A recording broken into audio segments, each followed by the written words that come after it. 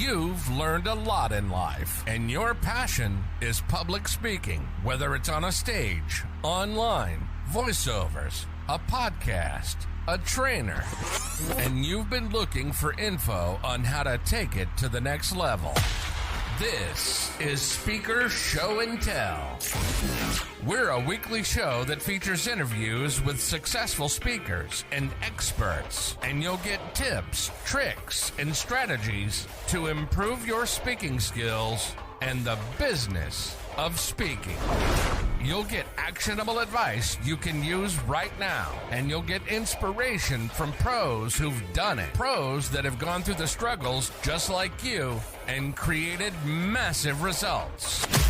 Let's do this. Welcome to Speaker Show and Tell. And now your hosts, Eric Lofholm and Sabrina Gibson.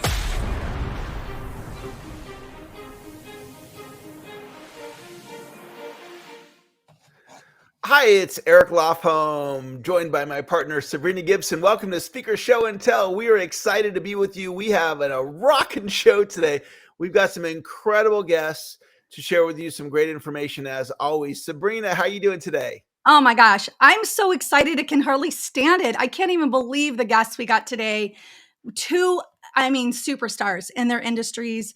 And we're going to be talking about running your own events. And I want you to pay attention. There's a number that I want you guys to pay attention to. It's the number 19, and see if you can recognize what that commonality is. Anyway, Eric, I know that you've ran your own and hosted your own events. What do you think the biggest challenges to running your own event is?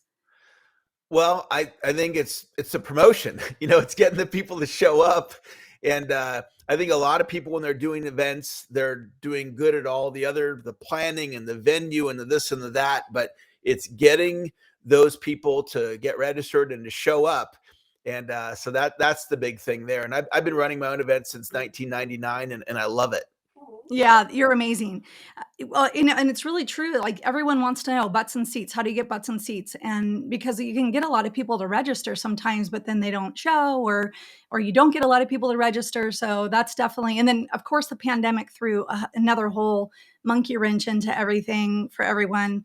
But it's interesting. I was trying to find some statistics last night, and I couldn't find them because the numbers were all over the place. When they talk about like doing live events, they glom in like concerts and everything like that. But it's like $1 trillion industry globally, and it's pretty immense. But they lost a tremendous amount during the pandemic, so it's fun to see it starting to recover back. But what would you say is like maybe the biggest benefit from hosting your event would be? Well, one thing is credibility. When it's your event.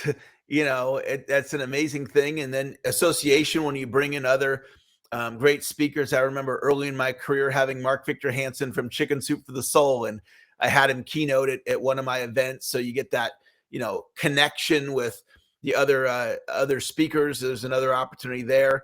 And, if it's your own event, you're in charge. So you can run it however you want to run it. So those are some of the big benefits. That's awesome.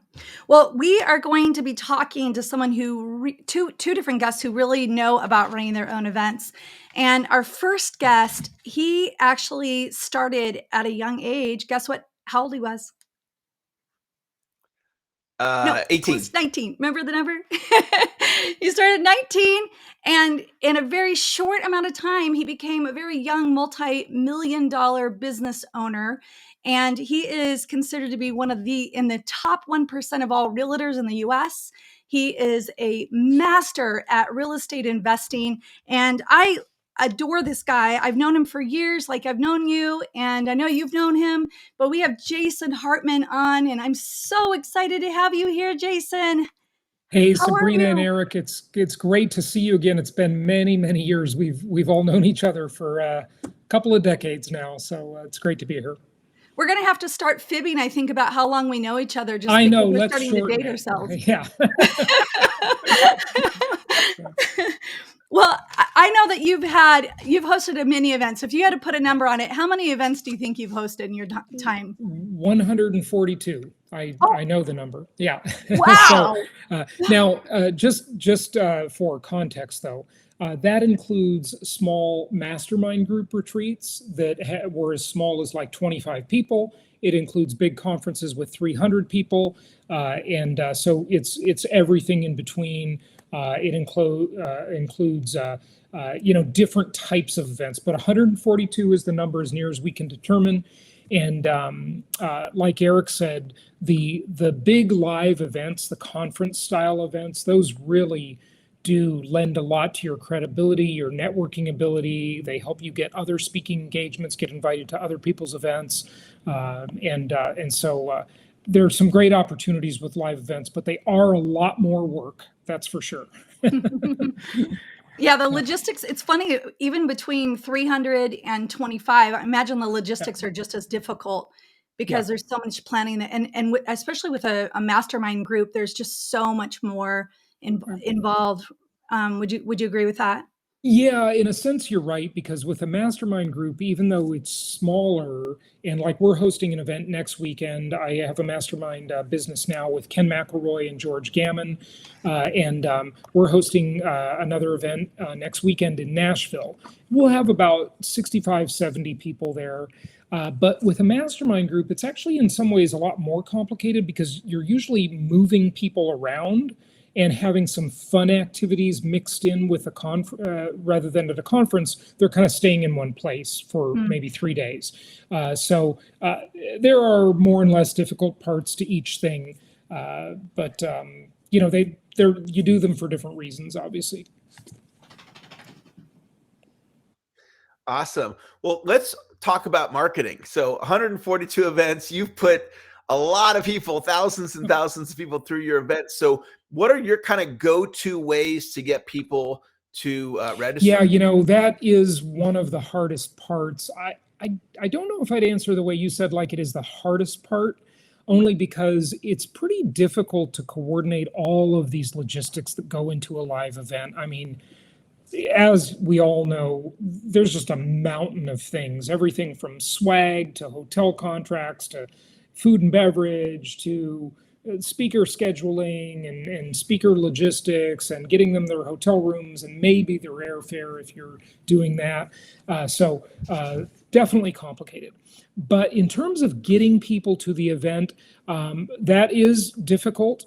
We charge for our events. In fact, we charge some pretty hefty ticket prices for some of the events. And, there's pricing strategies, early bird specials, different levels of access, general admission, VIP, elite, or whatever you might call it for your events. And they all include different things. But I have found that to work pretty well to have sort of the 3 levels of access. And the last event we held was in Scottsdale, Arizona. And we had a whole bunch of great speakers, almost 300 people at that one. And what we did is we had a general admission ticket, and that usually sold for about $400 to $500. Then we had a VIP ticket, and that was depending on when you bought it, that's why I'm saying it's kind of a range. That was about $1,000 to $1,200 most of the time. Then we had an elite ticket that was like $3,000 to $3,500. Okay, and giving them access to the green room and providing additional food and beverage service in there and having the speakers hang out in there, that was a pretty popular seller. So I'd recommend that idea. And then selling those tickets initially, of course, you're using probably a landing page, maybe ClickFunnels, maybe you're running Facebook ads. Most of mine, though, I get just from announcing it on the podcast and in my YouTube channel, and then just email marketing to our list. We haven't really done any real affiliate marketing in any significant way for our events, but I am intrigued by that. And I think one of the best go-to places for that is just the speakers that you're inviting to the event and having them promote it and then giving them commissions on ticket sales. So that we want to do a better job at that. We've sort of lightly done it in the past, but not in any sort of really formal way, which we should. It's interesting to me that you haven't really leveraged the affiliate or even the speakers too much, because that speaks a lot of volume to the list that you've built over time. Which, of course, you being as amazing as you are, that's not a shock. But I know that email marketing, even to this day, is very, very effective. I just know the fastest way to ever put butts in seats is usually through other people's lists. Yeah. So it's neat that you have not even leveraged that. It'd be amazing to see what you do with those. Yeah, I agree with you, Sabrina. We definitely should be doing a better job at that for sure. And the thing is that every speaker has kind of like a different type of audience, and they all want to sell their own stuff the most, right? And so you're always kind of competing with that. So you have to make the offer, I think, pretty good, like 50%, somewhere around there. That's interesting. Yeah. And as far as doing your own events versus speaking at other people's events, what's the main reason that you've chosen to be a promoter, as well as, I'm sure you'll occasionally be at other people's events, but what's your main driver behind that? Well, I definitely like speaking at other people's events the most. I'm speaking at a big conference in Orlando this weekend, and it's so easy. You just show up, and yeah, you have your presentation ready, and just network and have a good time at the event while everybody else is stressing out putting on the event, which is much harder. So I do think speaking on other stages is probably my favorite, just because I'm not really working as much at those events. But of course, you do lose control. You do lose the credibility of having it be your event, right? So I think the best approach for speakers is to do both things, right? It's to just have a hybrid approach and do both. Do as much high quality events on other people's stages as you can, and do your own. And probably the mix, at least for me, is to do 1 to 2 of your own big conference events per year, and then hopefully maybe you're speaking at a couple dozen others per year as well. Are you promoting your event? Like, would you promote? So when you're speaking on other people's stages, would you be promoting your own event from those events, or what are you doing? Are you still promoting your own products there? When I do that, I don't really do any kind of direct response promotions at other people's events. And I know some speakers that do extremely well at that. But remember, that has to be the type of event it is. And if you're doing that, you're probably splitting that revenue with the event promoter. And there are events for that. My stuff is more just organic, credibility boosting. We certainly get some business out of it, but it's not a direct response, take out your phones and do this, that, or the other thing, or buy this, or go to the back of the room. I haven't been involved in too many events like that. That's interesting. So if people are thinking about starting their own event, what would be the 3 key things that you think they would need to focus on? Oh gosh, you've got to just. I think a fundamental part of it is really deciding what the event structure and schedule will look like, and there's a lot to that. And then deciding what is your offer. And I mentioned that before. I think the 3-ticket option is the best, where you've got a general admission and then 2 other higher admission points for that.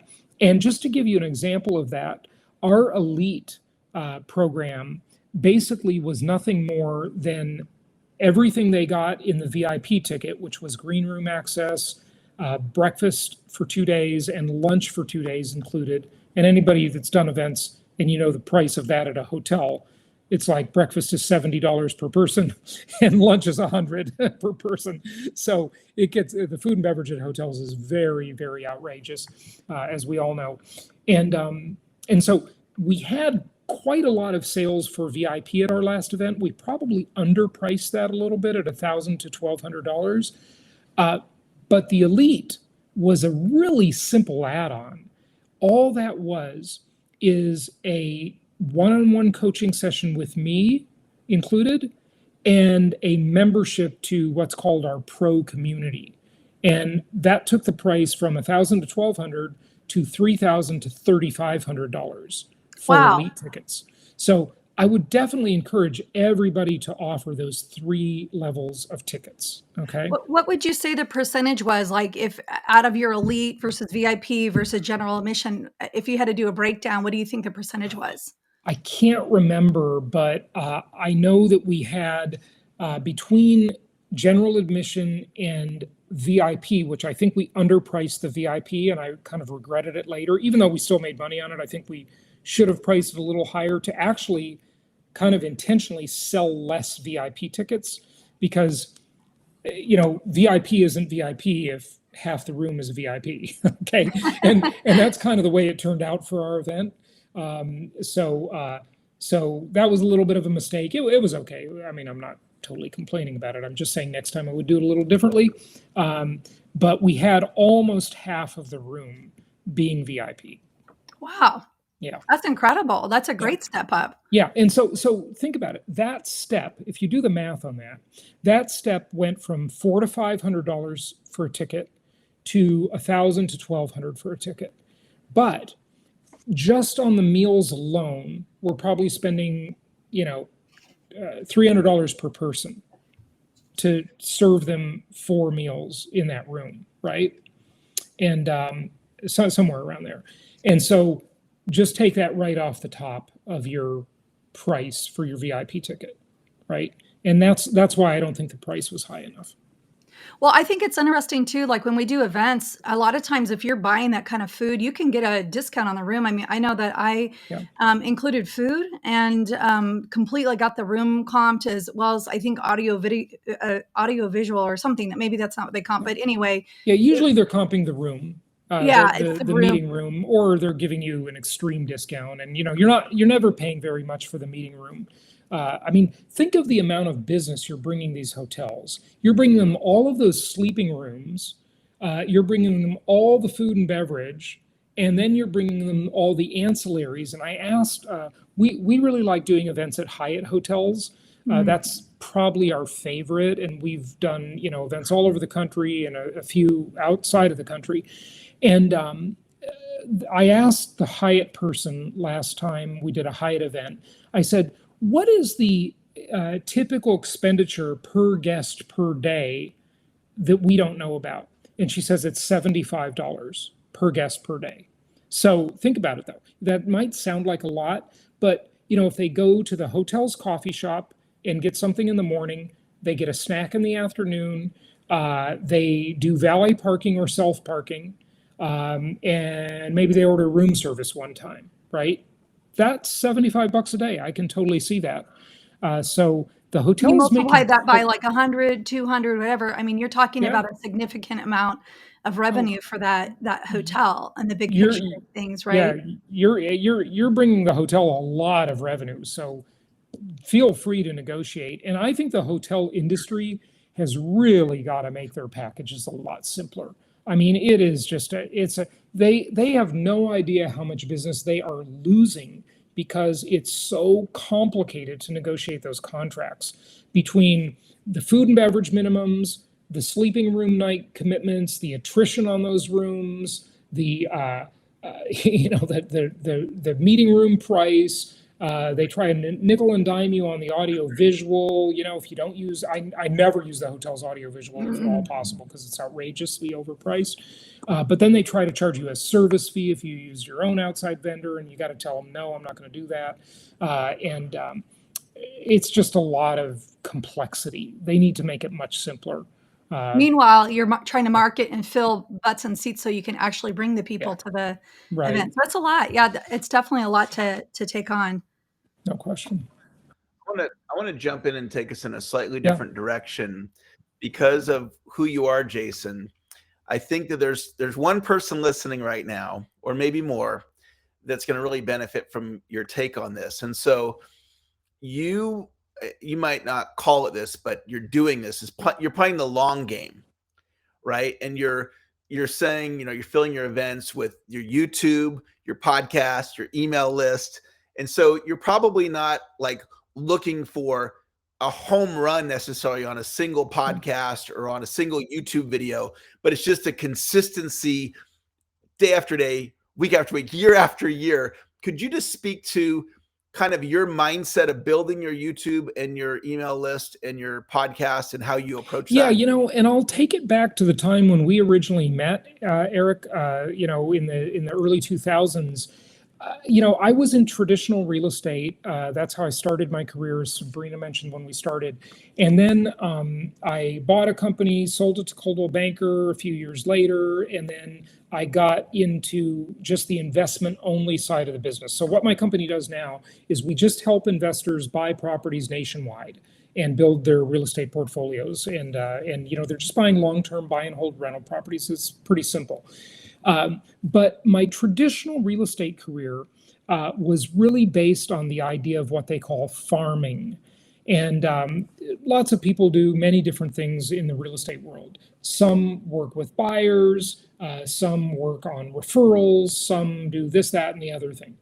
What I did is farming. And what that means is you pick a few neighborhoods and you really market to these neighborhoods very exclusively. You get to know everybody in the neighborhood.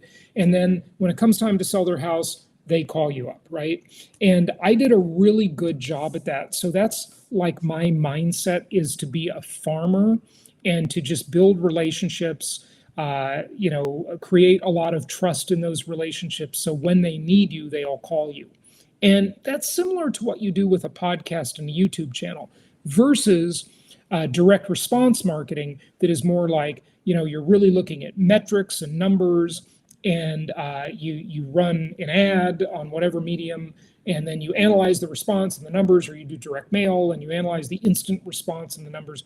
Mine has always been more of a long-term mindset of just farming, sowing seeds, and reaping later. They're both good. I'm just particularly good at one and not that great at the other. I'd like to be good at the other one, the direct response side too. It's just never been me, but I should work on that.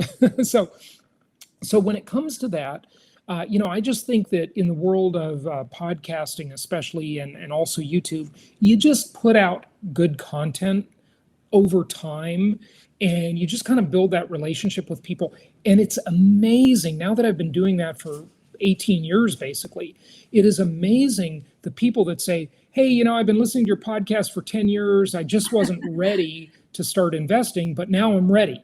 Yeah. And so, I'm like, they started listening to me 10 years ago, right? And now they're finally ready. Think about what you would have missed if you didn't consistently do that. And, that happens thousands and thousands of times.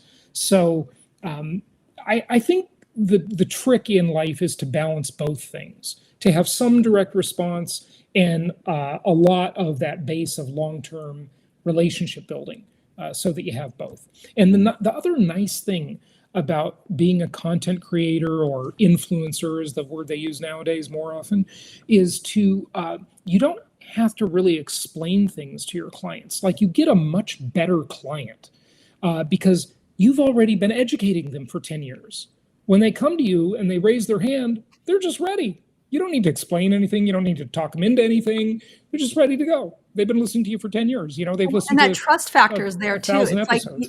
you've built massive trust with them. Yeah. At that point, they can rely on you. They know that you're dependable. They know you're not like a fly by night. I mean, you've definitely invested into them as well. And I think that's a lost art these days, is that relationship building. People are, I think social media wrecked it for people. It just threw them into another tailspin. Like, all of a sudden we're not connecting with human beings anymore. We're just trying to put our stuff out there, and we're having a one-sided conversation. And that's ugly.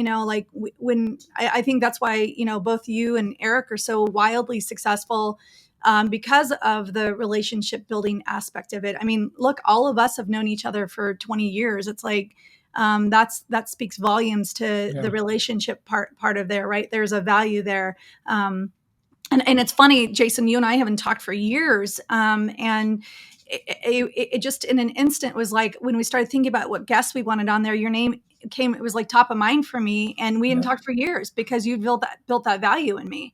So I think there's a lot to be said, and no wonder people are showing up to your events by what you're doing, because you build value. And I think Yeah, that's and key. yeah, thanks. And Sabrina, I mean, like, don't get me started on social media. It's sort of ruined the world, but at the same time, it obviously has its benefits. We all use it, but what these big tech companies are doing is it's just awful. I mean, it's really criminal, and they need to be held accountable. The way they're designing their apps to be addictive, the way they are censoring their platforms, it's absolutely disgusting. And these social media applications and websites are basically like gambling casinos, and with no warning labels. And it is awful what these companies are doing to people. I mean, now we have really two generations, maybe 1.5 generations, young millennials and Gen Zers, that, I mean, their attention span has been just fried. 3 seconds. The, Do you know the that that's what concept of our average friendship is attention span is? completely, yeah.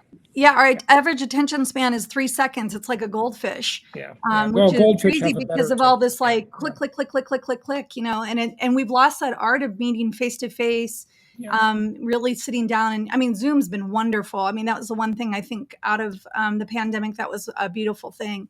So I want to ask agree you a with you. question because I know you're traveling a lot and you're going to all these events. And I know that the events industry took a big hit during the pandemic. What are you seeing? What do you think the future is? Are you seeing lots of people coming to these events now? Yeah, post COVID, it was really hard to book a hotel venue to host an event because there was all this pent up demand. Everybody was just rushing to do live events. And so now that that's sort of past us, I think it's kind of normalizing. But it is. Oh, Oh, sorry, off that for a was second. me. Yeah, Clicked the no wrong problem. button. It is really nice to see that the world has accepted electronic communication like Zoom and other platforms as another way to do things. So the world was forced to modernize. The funny thing about it is this technology is not at all new. I mean, we got Skype in the early 2000s, I think, or 2007 or something like that. So it's been around for a long time, but it's nice to see now. Even my mom uses it, right? So everybody is using all of the remote technology now, and I think that's great. And I think people should be hosting virtual events as well. They're super easy to do. I mean, virtual events are a cinch to do, and it's a lot easier to get people to show up to them too, Eric. When you talk about that question you had, so I think really the hybrid approach is the right approach. I think virtual and live events as a combination are very good. Depending on what you do as a thought leader and a speaker, maybe you host 4 virtual events a year and 1 or 2 live events per year. But I think you got to have some live. You've got to have the touch point of the live, so that people can actually come and meet you. You can meet them, and you have all those other opportunities that only a live event brings. So I think the hybrid approach is the right way to go. That's awesome. Well, Jason, it's been phenomenal to connect with you and to have you here. What's the next step for people to get connected with you? Sure. My main website is jasonhartman.com. You can follow me on Instagram, Jason Hartman and the number 1, and just connect with me in any of those places. If you're interested in real estate investing, we've got a whole team of people that'll help you do that nationwide. And that's what we've been doing for the last 18 years, helping investors buy properties nationwide. And as a thought leader, I think it's a tremendous opportunity. If you kind of look at the past, originally the thought leaders were really religious leaders, right? And then it became big corporate leaders, right? And governments. And now every person down to the single individual level has the opportunity to go out and spread the word about whatever they're into, whatever their passion is. And it's just a great time for speakers and authors and thought leaders and influencers to be able to do this. So take advantage of all these technologies that help you leverage your brand and your thought leadership. Really important thing to do. Well, thank you so much, Awesome. Jason. Well, you are phenomenal. It was a real pleasure learning from you. It's obvious that you're a master at what you're doing. And so we just really appreciate you being here. So thank you again. Hey, it's my pleasure. And I know you've got the rest of your show to do. So I'll just step back into the studio and keep going with your great event here. Thanks, Man, Jason. I love him. Yeah, I love that he plays the long game, and it's such a key to success. You know, he's got this multi-decade long career, and he's doing it with the podcast, he's doing it with the email list, he's doing it with the YouTube channel, doing it with this real estate investing, doing it with business relationships.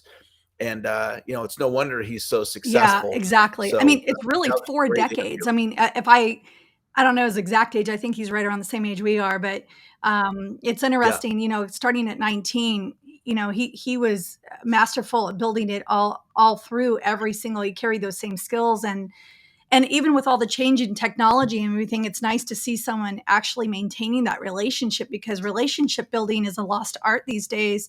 People are just, you know, want the down and dirty real fast, and you know, yeah, I just want to sell you something, instead of talking about being a giver and providing value. And I think that's what Jason's so wonderful.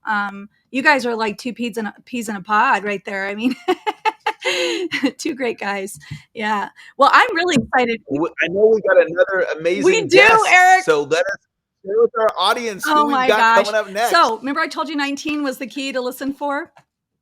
Guess how old Yes. our next guest was when she started her entrepreneurial path? 19. And guess Got what? it. She also owned a multi-million-dollar company at a very, very young age, just like Jason did. And she is one of the most amazing ladies. I adore her. I've learned so many things from her, and she's a real dynamo. So I'm just going to read this because I don't want to miss this. She sold her retail business and became a professional speaker, which is not something I've heard before. And a business consultant. And then she's presented in 28 countries around the world, authored 10 best-selling books, including The Highly Paid Expert, Success is Easy, and Expert Positioning. And she's been featured in numerous motivational movies, dozens of national, international publications, radio, podcasts. It goes on and on. And so we're super excited to have the amazing Debbie Allen on the show. How are you, Debbie? Great. I wanted to hear myself after that introduction. Thanks, Sabrina. Great to see you, Eric. Wonderful to be here.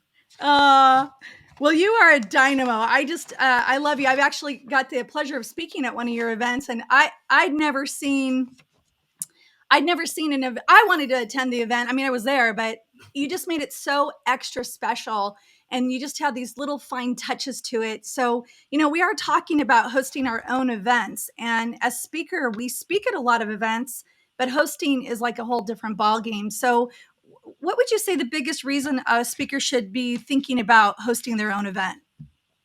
Yeah, well, I started it because, I just wanted to really build those relationships, kind of like Jason had, and Eric mentioned this too, about, the relationships you have with high level people when you're bringing in high level speakers, and build your career around that recognition. So it's kind of how I started, I was doing little small events, like 30 people in the room, 50 people in the room. And I went from that to 600 people in the room, full ballroom. Every top selling speaker with big names was there at my event. I had, actually worked with T. Harv Eckert as a mentor before this. And he told me, yeah, I'll come speak at your event, but you have to have 500 people there. And he's looking at me like, because I hadn't done anything, right? And so I remember, I said, I'm going to have 500 people. And that's when email really was, worked, when you'd send out, Dan Kennedy would send out one in a day, get 100 people signed up in a day. And we had John Asheroff, we had all the, Laurel Langemeyer, everybody who was speaking and selling at the time, the main ones.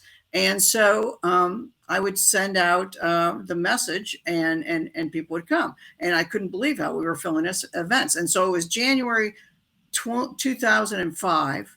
And fill the events with $100 no-show deposit.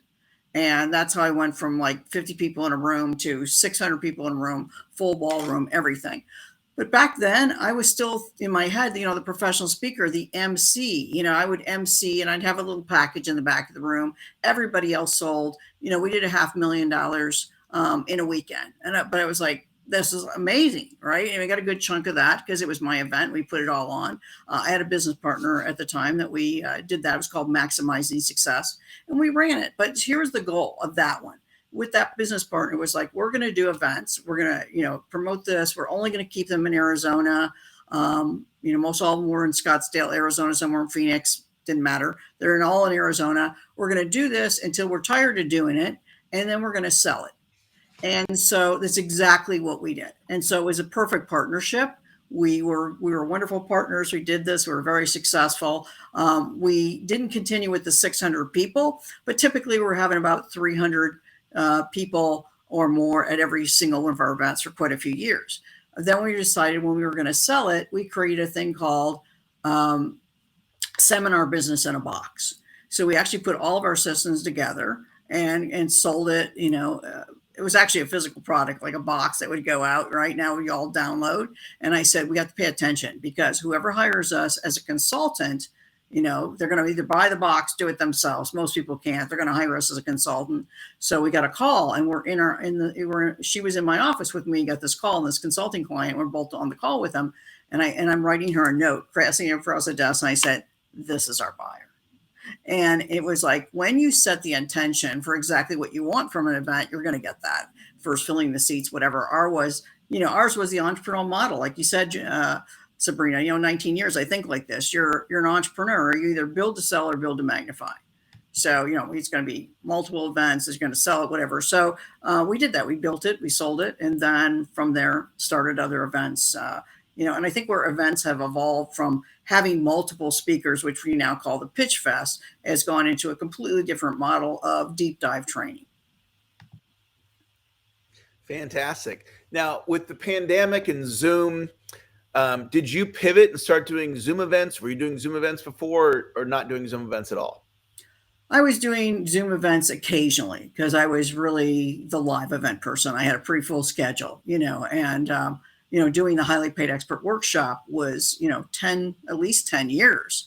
And I had done Sand, Surf, Sun, and Strip.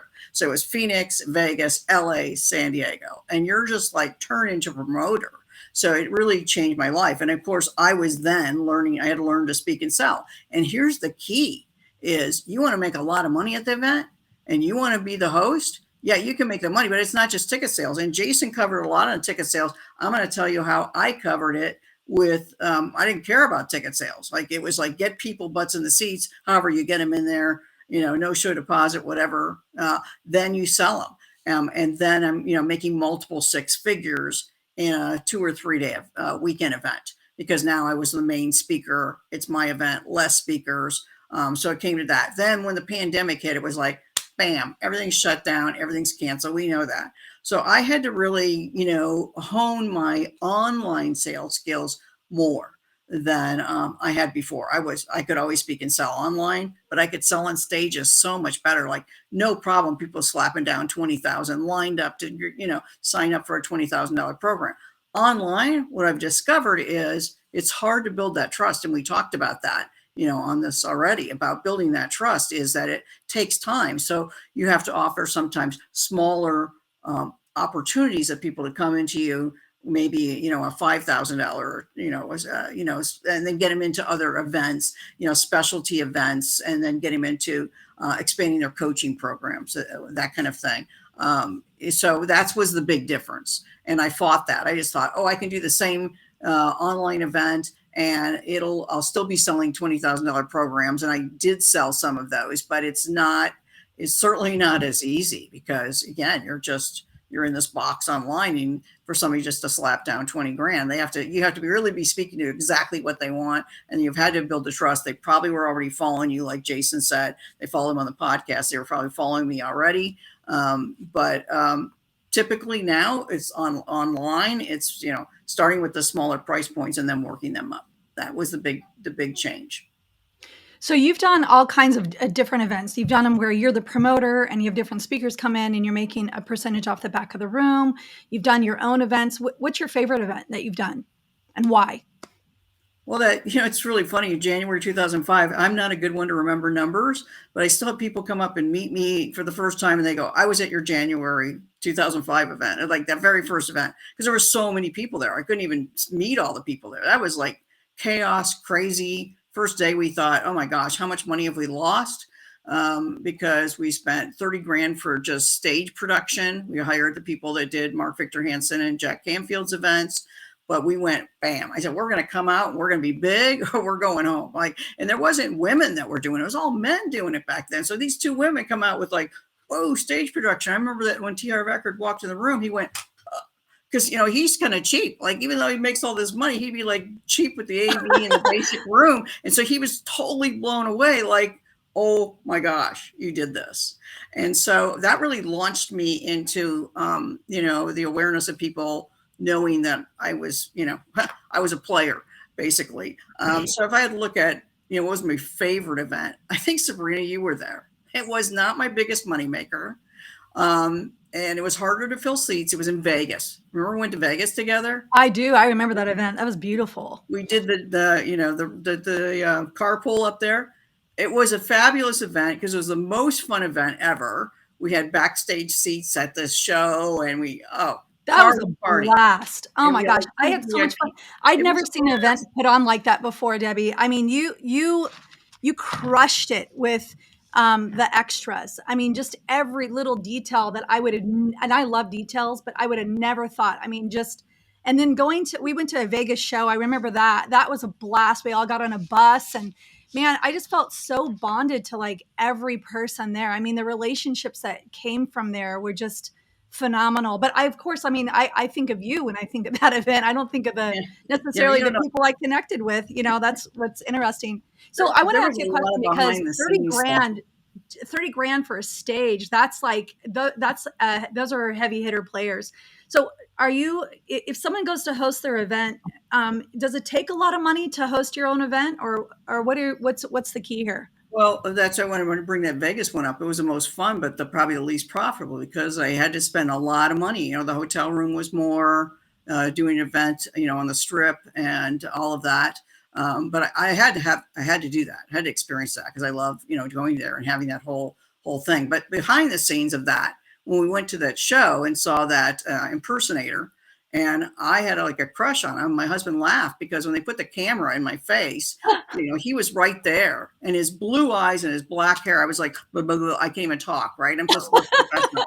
And then the next night we had another VIP reception where we had the showgirl, and I told my husband to pick a showgirl that actually had a little bit older, that could converse with people at the VIP reception. And so he picked it all, he spent time and did all that, picked out the right girl. And they called that day and said, your showgirl has been in a car accident with Elvis. And so they were both Elvis impersonator. And then it was Flava Flav's wife that hit him.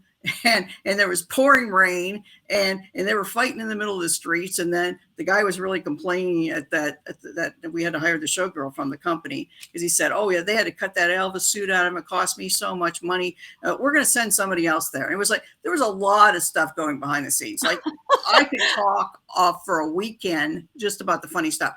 But so that one, I would have to say it's my favorite for memories. The first event for the big one was the big coming out, but a lot of stuff behind the scenes. People don't realize all the stuff behind the scenes, especially when you're doing all the detailed stuff.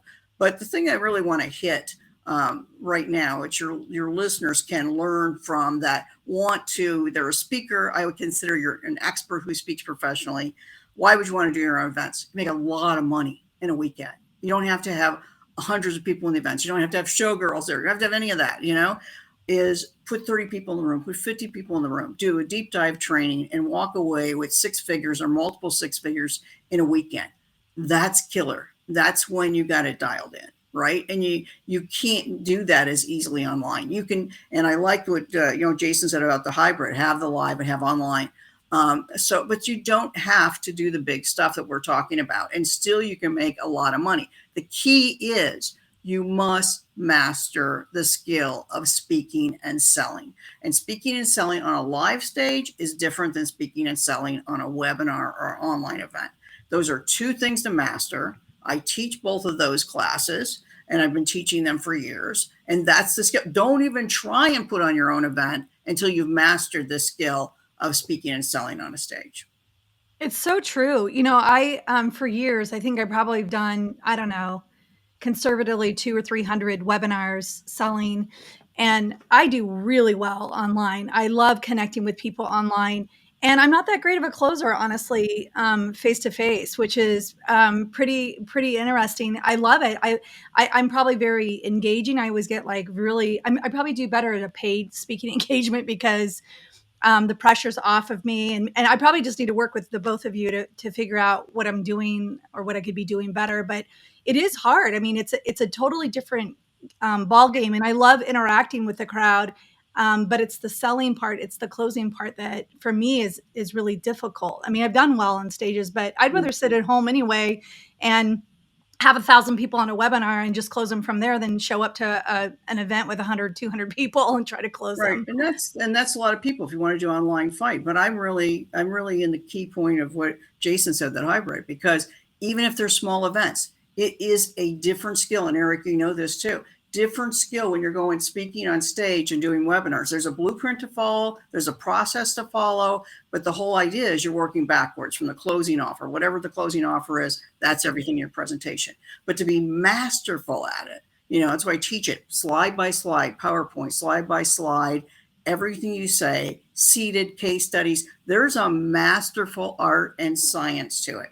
And when you learn it, it doesn't feel salesy. It's just you just transition into like opening up this beautiful door and saying, I can help you.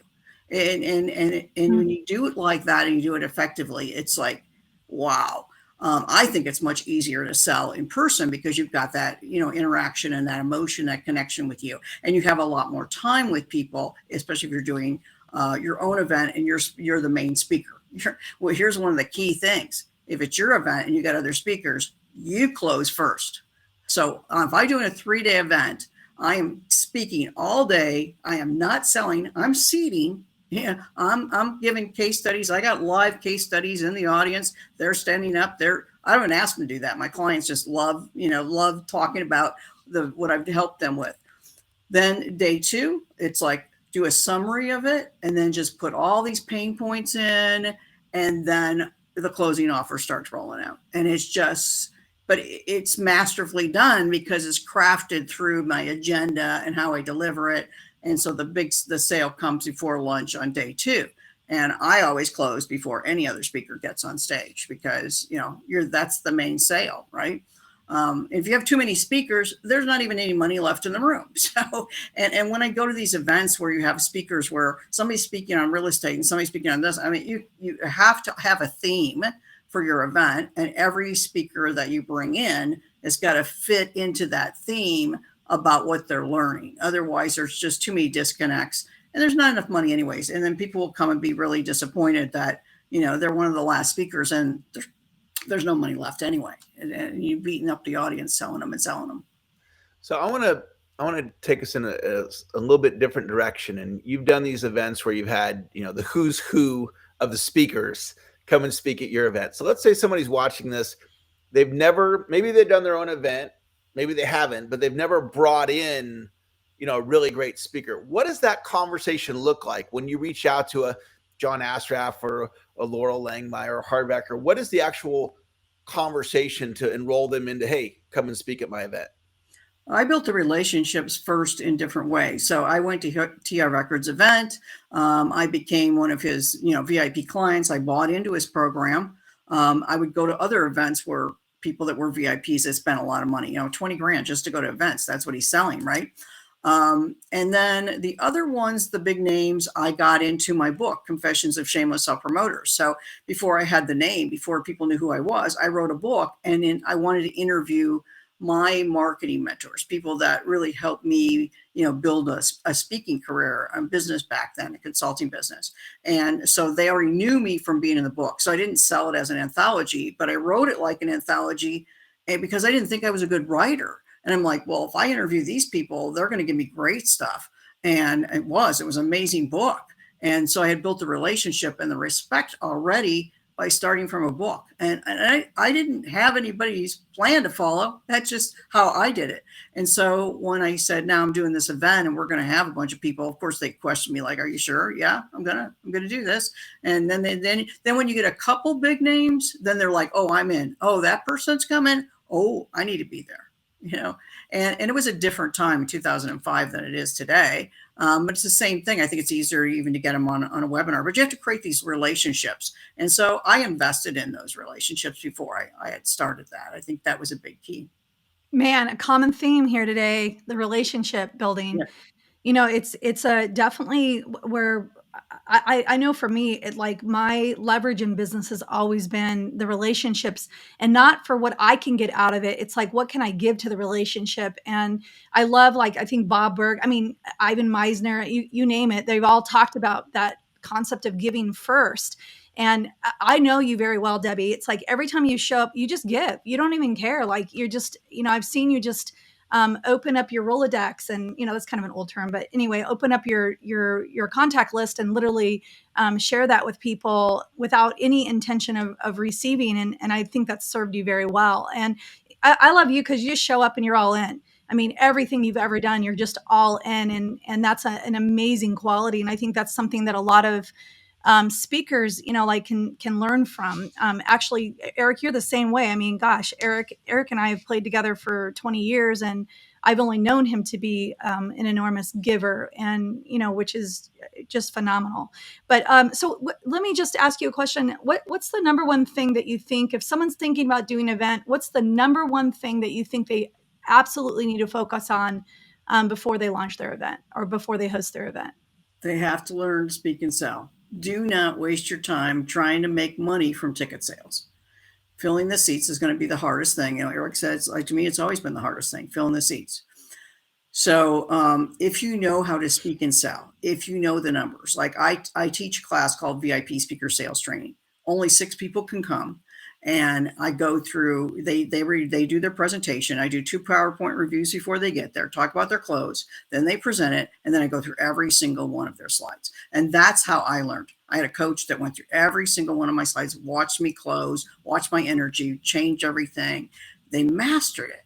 Okay, that's the key. You got to learn that skill, because otherwise, most people, I think, look at an event and go, oh, I can charge this much money for them to come to the event, and that's where my money's going to come. But again, you're putting up a barrier, because if other people that are like big names are not even charging, or their fee is less to go to their event, they're going, well, you're competing with them. So I would definitely say, you launch it, do a free event. But the only way you can do a free event if you know your numbers. And I teach them how they do the numbers. So if you had 30 people in the room, just even 30, let's go to 50, because that might be easier. Let's do the math. So we got some of those people that like to see numbers, right? So let's say your average sale that you're going to make, your offer is your first event. You're going to make a 2,997. Always make it under the main number. Don't go even 3,000, but let's just do 3,000 just for math. Okay. Typically starting out, if you've just started mastering it, you might do 15% of the room. If you've really mastered it, you sell 20% of the room. Now, not everybody in the room is a buyer. So we have to take, what are our buying numbers out of there? So let's say, maybe 45 people are really actually buyers. Some people were guests. So you have 45 people, and we did a 20%. What is that? We sold 9 people at $3,000.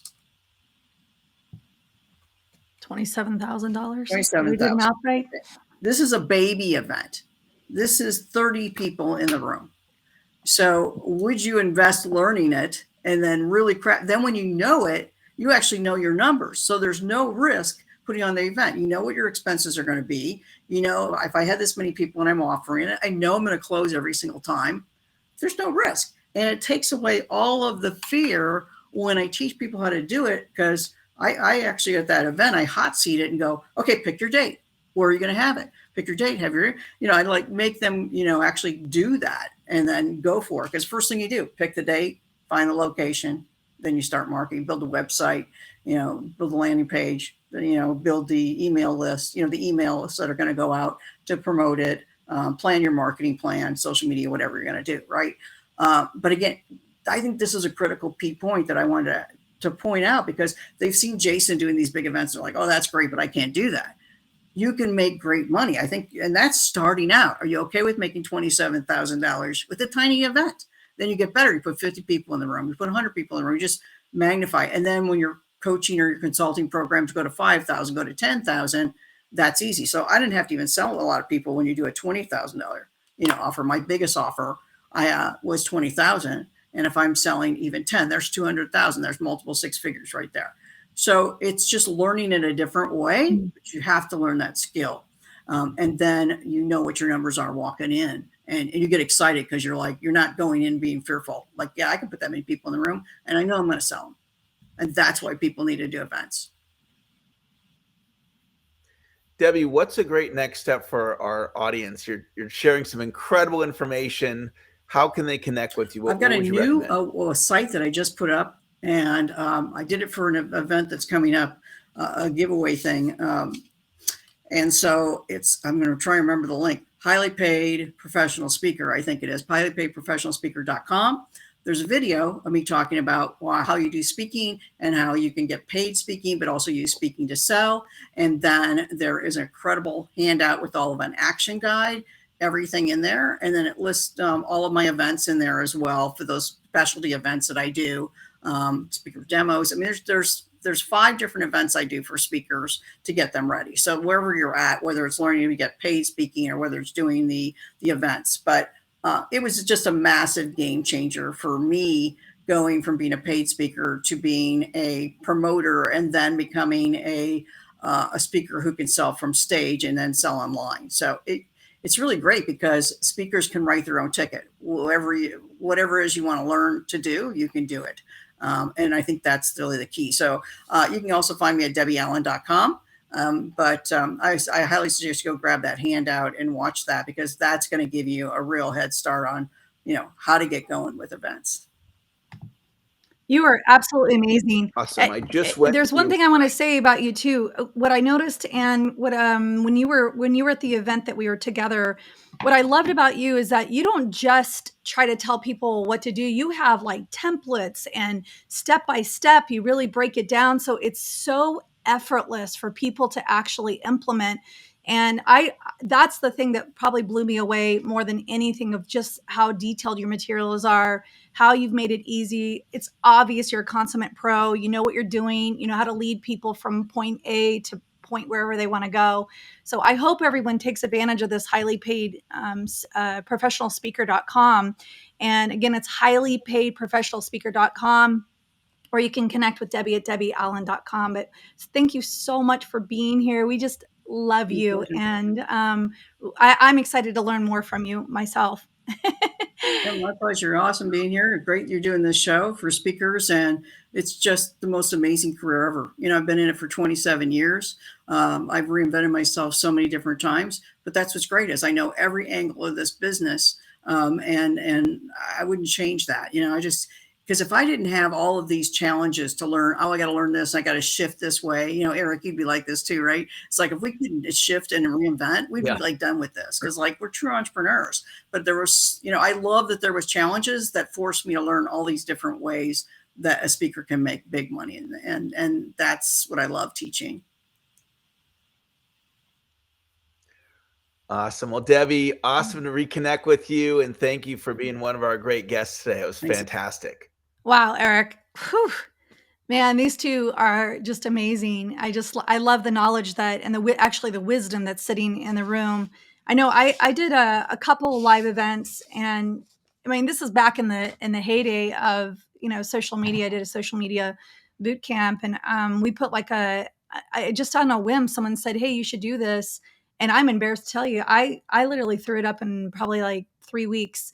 But at the time, I mean, it was easy because I had a huge following. And so we put 125 people in a room and had a couple speakers come in. And, but man, I realized it's like what Debbie said, how much money am I losing here? Because I didn't take the time to really plan out all the pieces and really understand. And then really I didn't even want to close. Honestly, I was so wiped out by the end of the event.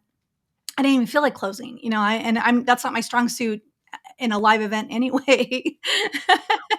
I close, but like, you know, and I'm certainly not I certainly think I could close 15 to 20% of the room, but you know, you hear about these speakers that are doing, you know, I've seen Debbie do it, you know, she's closed the room. I don't know why my camera's out of focus here, but yeah, There you blurred go. me out there for a second. I've got to hop on to, I actually have a speaking engagement today, Sabrina. I was prospecting this opportunity, and it was going to be a little small one, and it turned into a 200-person event. So I'm going to be off to go do that today. So that's going to go great. And great job on our guests today. You know, I've known, as we mentioned, Jason and Debbie for decades, and they're, you know, two tremendous people in the marketplace making things happen. And I'm excited for all of our listeners to be able to connect with Debbie and Jason beyond the show, whether it's through Jason's podcast or his YouTube channel or his events, and with Debbie with that great free offer that she had. Yeah. So, and if anyone's listening and you have either an idea for the show, or you want to be a guest, you'd like to be a panelist, or you want to just get involved with us, please visit us at speakershowandtell.com. And if you're on any social network at all, please use the hashtag speakershowandtell, and be sure to like, subscribe, and share the show. We want to get this out to as many speakers as possible, because look at the amazing information that is coming on through our guests. And we so appreciate that. Well, Eric, I hope you have a wonderful speaking engagement. I always love to hear that. Can't wait to hear how you wow them. I hope they all bring extra socks, and you're going to knock their socks off. All right. Thanks, Sabrina. I'll talk to you soon. You've been listening to Speaker Show and Tell. Eric and Sabrina have spoken on all types of stages and have easily done over 2,000 speaking engagements. They understand the strategy, the sales, and the marketing of the speaking business. Plus, they have on the pros that have done it, pros that have gone through the same struggles as you and created massive results. We hope you've enjoyed the show, and we hope you've gotten something from it. If you did, make sure to like, rate, and review. We'll be back soon, but in the meantime, find us on social media at Speaker Show and Tell. Thanks for being here, and we'll catch you next time on Speaker Show and Tell.